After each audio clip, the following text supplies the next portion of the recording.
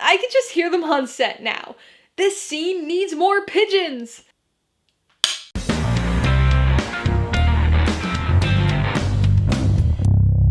Hey everybody, welcome to Mainly Movies. Today I'm going to be continuing my Mission Impossible review series with the second film in the franchise, 2000's action thriller, Mission Impossible 2.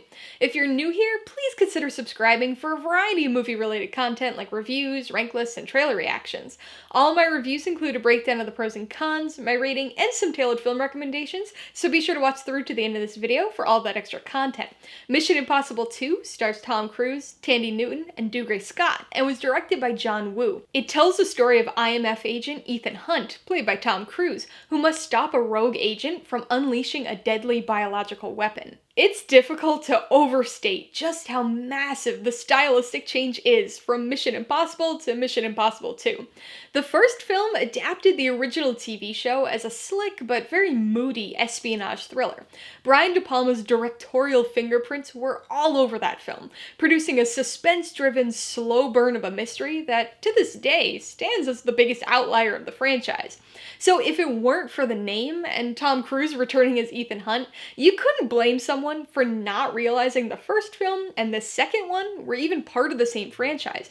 Gone is the dark, moody spy thriller atmosphere of the first, instead replaced by a bombastic, romantic action thriller in one of the most pronounced stylistic transitions you'll ever see in a franchise. Mission Impossible 2 is the epitome of an early 2000s action movie. Watching it now, it's almost funny how unbelievably representative it is of that era's style.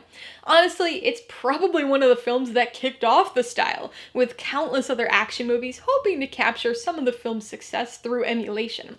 But it's certainly one of those time capsule movies. The near constant electronic rock score pulsating under every scene, the high saturation, high contrast visual style, making every speck of dirt or bead of sweat stand out in hyper gritty detail, the contradictory mix of quick cut editing and excessive slow motion, not to mention the plethora of explosions and the tech-driven plot. It just screams early 2000s, which can be a good or bad thing, depending on how much nostalgia you have. I just mentioned the plot, so let's talk about that story here. It's admittedly a bit weak and surprisingly derivative. Now, that's not always a horrible thing. Movies are influenced by other movies all the time, and sometimes very derivative films end up being almost as enjoyable as the original film they're pulling from. But that's a somewhat hard case to argue for this one. It lifts a big central plot right from Hitchcock's Notorious, but then fuses it with quite a few subplots from Goldeneye, which was, at the time, the most recently released Bond film, this franchise's biggest competitor. And then, of course, mixed into all of that was the biotechnology virus plot device that seemed to be in just about every other movie in the early 2000s. I will admit, though, that I've always been a sucker for that, so I've always kinda liked that aspect of the plot here. However, overall, the story's a bit generic, and don't even get me started on all of the masks. Keeping in line with the minimal recognizability and connections to the first film, very few characters make the jump to the second movie. Basically, it's only Luther and Ethan. Luther gets a slightly more prominent role here, mostly because of the reduced size of the team, but from a character standpoint, he hasn't really changed. Ethan Hunt, on the other hand, has evolved to match the overall style of this film. He's a bit more reckless, a little more cocky, and way more gung-ho this time around. And if you couldn't pick up on that from the story alone, this movie made sure to give him some rebelliously long hair and also feature the now iconic free climbing scene. As far as the new characters go, probably the best is Thandie Newton's Naya. She's introduced as this very effective and kind of cool character, and while she does sort of maintain that for much of the movie, there are some frustrating, forgive the cross-franchise reference, Bond girl elements to her. Hunt girl?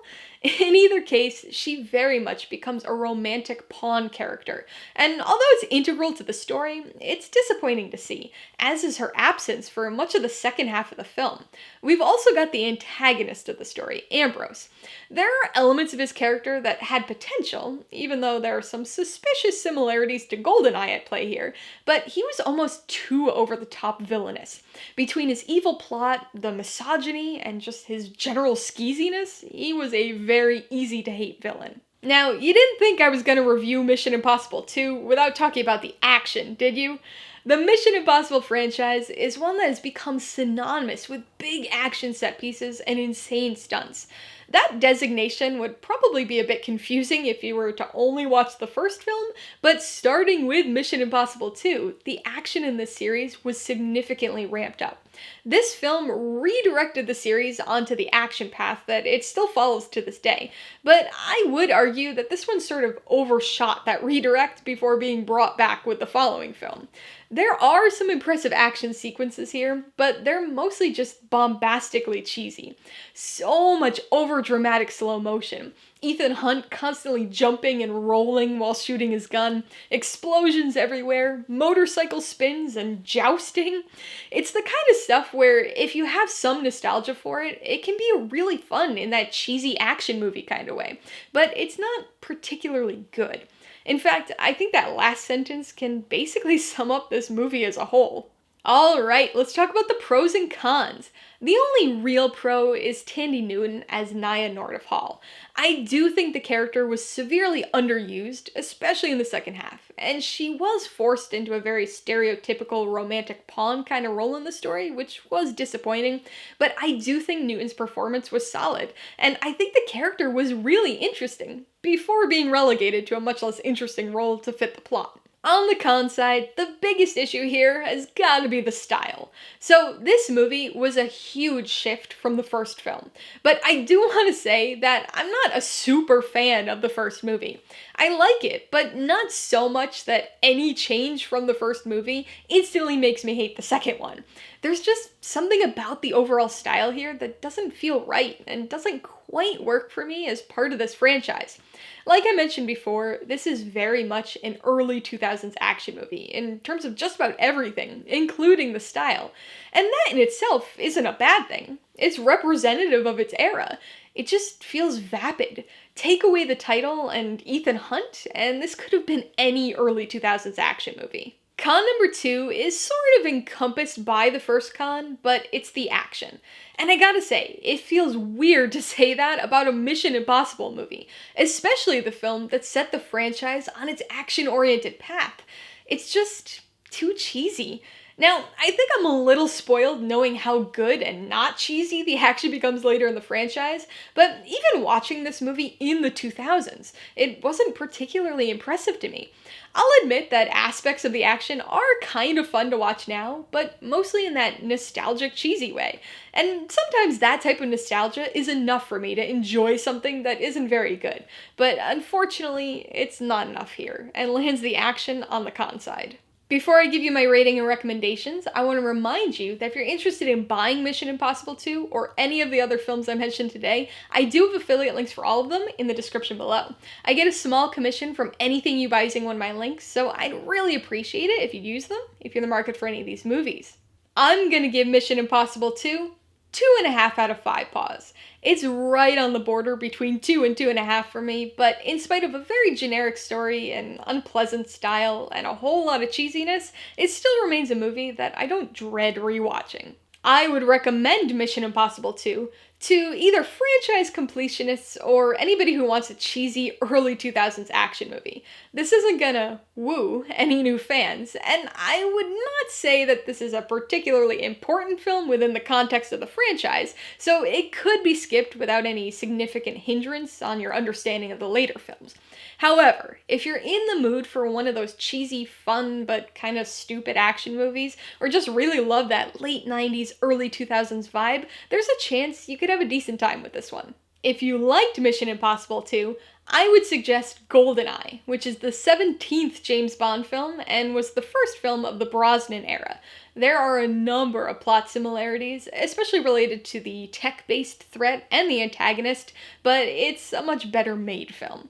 If you want to stick with Mission Impossible rather than jumping ship to Bond, then I'd suggest Mission Impossible 3. It's obviously the third installment of the franchise, but it was when the series really figured out its identity, balancing its espionage, action, and thriller components. And if you were intrigued by the character of Naya, and particularly the situation she was put in this film, you've got to check out Notorious. It's a Hitchcock film that features a remarkably similar plotline for its female lead, while also benefiting from the fact that it's just a very good Hitchcock noir thriller. Alright, a couple questions for you guys. Number 1, have you seen Mission Impossible 2? If so, what'd you think of it? And number 2, what's your favorite cheesy 2000s action movie? Be sure to leave your answers in the comments below so we can get a discussion going. Alright, so if you got some enjoyment, insight, or information out of this review, I'd appreciate it if you'd hit that like button. And if you haven't done so already, please hit subscribe or add it to see more videos like this. Till next time, this has been Alyssa with Mainly Movies, the way life should be.